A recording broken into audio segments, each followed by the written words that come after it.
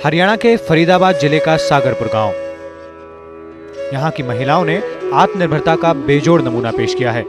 रोजगार की दिशा में पुरुषों को पीछे छोड़ते हुए इन औरतों ने एक नई पहल की है। दरअसल इन्होंने महिला दुग्ध उत्पादन सहकारी समिति का गठन कर अपनी घर गृहस्थी चलाने का बीड़ा खुद अपने कंधों पर उठा लिया है। घर का आदमी तो नहीं करता काम ज्यादा, मेरे को संभालनी पड़ती भैंस, वो तो ऐसा किसी दिन कर दिया। हरियाणा के इस पुरुष प्रधान क्षेत्र में महिलाएं पहले भी दूध का व्यवसाय करती थी, लेकिन बिचौलियों के कारण उनको पूरा पैसा नहीं मिल पाता था। हमने देखा कि यहाँ दूधिया बहुत परेशान कर रहे हैं लोगों को, पहले पैसे दे देते हैं और फिर उसके बाद इनको लूटते हैं। दूधिया से हमें फायदा नहीं था। दूधिया क्या करता था, किलो में 1 किलो 100 ग्राम 150 ग्राम तो दूध फालतू लेता है, और दूसरे वो एडवांस दे करके वो भाव नहीं लेता है। इस शोषण से तंग आकर यहाँ की महिलाओं ने अपने स्तर पर एक दुग्ध समिति गठित करने का फैसला किया ताकि बिचौलियों से मुक्ति मिल सके। इसके तहत गांव की औरतों ने एकजुट होकर वर्ष 1989 में दुग्ध समिति का गठन किया। हम डेयरी वालों से मिले, उस वक्त उपाध्यक्ष भी हैं, उनसे हमने कहा कि हम चाहते हैं कि महिला सोसाइटी खोलें। उन्होंने कहा कि ये आप आगे संभाल लें, मैं पढ़ी लिखी, ऐसी कोई बात नहीं, कोई काम करो तो उसके अंदर कोई दम लगन से करते हैं तो होता है। उन्होंने कहा कि हम बड़ी खुश हैं, महिला मान जाएंगी। मैंने हाँ, उन्होंने यहाँ एक मीटिंग करी, सभी महिला मंडल में जो महिला थी वो आई और उन्होंने मुझे उत्साह दिया कि हम आपका साथ देंगे। हमने डेयरी खोली। शुरुआत में इन लोगों को अनेक कठिनाइयों का सामना करना पड़ा। इसके बावजूद भी इन्होंने हिम्मत नहीं हारी। केवल 6 महिलाओं से शुरू हुई इस समिति से आज तकरीबन 47 महिलाएं जुड़ी हैं। इन्होंने अपने साहस की बदौलत न केवल इस संस्था को जिंदा रखा, बल्कि अपनी आमदनी में इजाफा कर एक दूसरे की सहायता भी की है। हमारे गांव में कई चीज़ ऐसी खुली हुई हैं, जो कुछ ऐसे ग्रुप बने हुए हैं जो अपना आपस में वो पैसे लेके करती हैं और जिसको जरूरत होती है उसे बैंक के ब्याज से वो बिल्कुल अपने ऊपर इन्होंने मतलब इतना वो कराया कि जैसे हमने इनसे बोला एक भैंस नहीं है भाई 2 रखो अपने पास, तो इन्हें बेचारी कैसे भी लेंगे 2 लेंगे, 2 रखी हैं। अब 2 भी वो ऐसा तो नहीं है कि वो मतलब 12 मास दूध दें, वो 6 महीने के बाद तो दूध कम देती हैं और वो 4 महीने के लिए लाती भी हैं। तो ऐसा फिर भी इनने अपनी रूटीन दूध की मतलब तोड़ी नहीं है। सुबह ये महिलाएं भैंस का दूध निकालकर मिल्क सेंटर पर ले जाती हैं, जहां दूध को नापकर अलग कर लिया जाता है और थोड़ा सा दूध छोटे से डब्बे में जांच के लिए रख लिया जाता है। छोटे से सैंपल में रखे दूध से मिल्क टेस्टिंग मशीन द्वारा दूध में मौजूद फैट प्रतिशत का पता लगाया जाता है और इसके अनुसार ही दूध की कीमत तय की जाती है।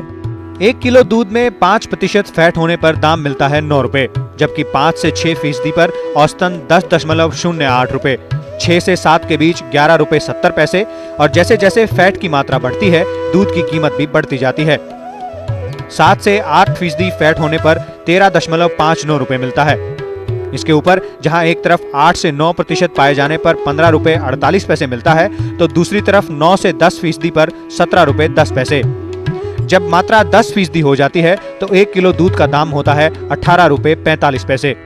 दूध की कीमत तय हो जाने के बाद भुगतान होने वाले रुपयों का हिसाब किताब रजिस्टर में दर्ज किया जाता है।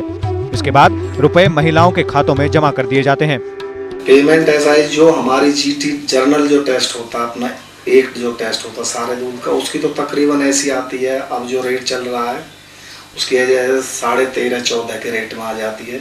लेकिन यहाँ हम सप्लायरों को अलग अलग जैसे जिसकी फैट आती है उसी हिसाब से जो हमारा रेट है उसी हिसाब से उनको कलेक्ट करके पैसा और उसी हिसाब से उनके खाते बना देते हैं। उनको जोड़ करके जितना उनका बनता है उसको दे देते हैं। महिलाओं को ही सारा काम करना पड़ता है। भैंसों को नहलाना, चारा देना, दूध निकालना और दूध को डेयरी पर ले जाना। इसमें पुरुष उनकी जरा भी मदद नहीं करते। इसके साथ साथ महिलाएं घर की जिम्मेदारी का निर्वाह भी बखूबी करती हैं।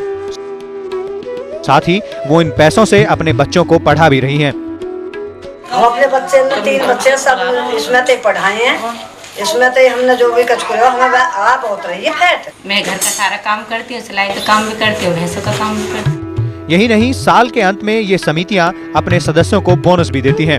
साथ ही सदस्यों का मनोबल बढ़ा रहे, इसके लिए ज्यादा दूध मुहैया कराने पर इनाम देने की भी व्यवस्था है।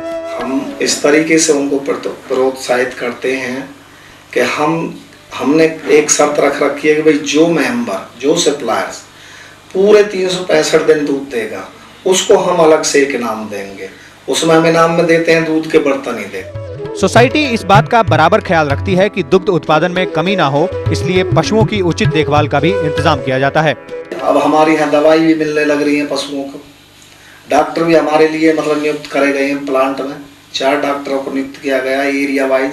हमारे बल्लभगढ़ मिल्क प्लांट के डॉक्टर हैं डॉक्टर सुरेंद्र छौकर, जो कि यहाँ से फ़ोन करो हमें 24 घंटे सेवा मिलेगी। इमरजेंसी बुलाओ, जैसे भी बुलाएंगे वो तुरंत आएंगे।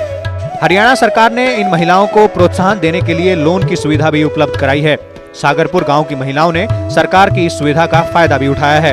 राज्य सरकार की जो प्रक्रिया है उसके अनुसार दुग्ध उत्पादन को बढ़ावा देने के लिए और महिलाओं को आत्मनिर्भर बनाने के लिए, आगे से आगे लाने के लिए अधिक से अधिक लोन देने का प्रयास किया जा रहा है विभिन्न बैंकों के माध्यम से। जैसे कि अभी गत दिनों प्रबंध निदेशक हरियाणा दुग्ध समिति के माननीय श्री देवेंद्र सिंह जी हमारे हेमिंग प्लांट में आए और लगभग 50 लोगों को और 50,000 है, कितना है 50,000 रुपया 2 भैंसों के लिए ऋण दिया गया है।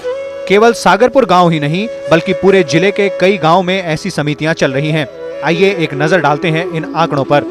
फरीदाबाद जिले में लगभग 601 गांव में दुग्ध उत्पादन सहकारी समितियां चल रही हैं, जिनमें से महिला दुग्ध उत्पादन समितियों की संख्या 118 है और इन 118 समितियों ने तकरीबन 2,500 महिलाओं को रोजगार मुहैया कराया है। इस काम की बदौलत इस गांव की महिलाओं ने पूरे देश की महिलाओं के लिए एक मिसाल पेश की है।